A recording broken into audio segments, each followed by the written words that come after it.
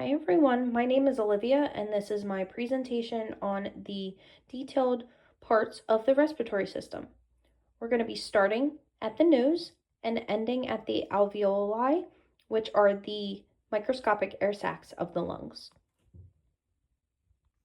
I tried to diagram as best as I could the different sections of the respiratory system. So first we're going to start with the nose, or nares, which is the nostril. The nose and nares are lined with hair and cilia that moisten and warm the air that comes in for the lung. The air then passes down to the pharynx, which is a passageway for both food and air.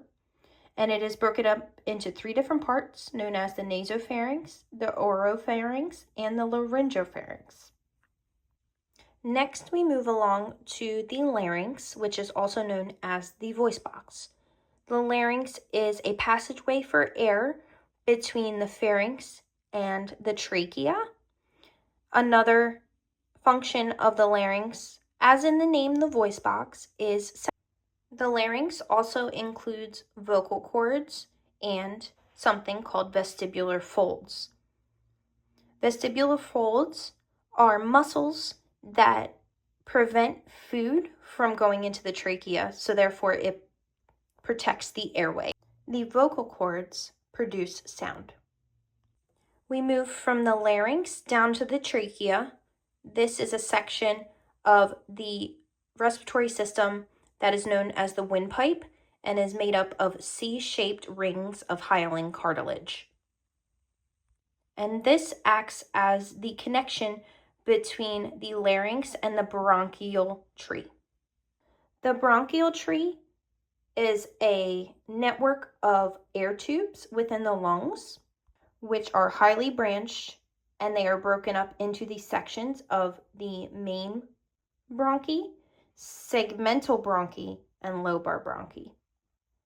There are two main bronchi, which are the largest air passage that brings air in and out of the lungs.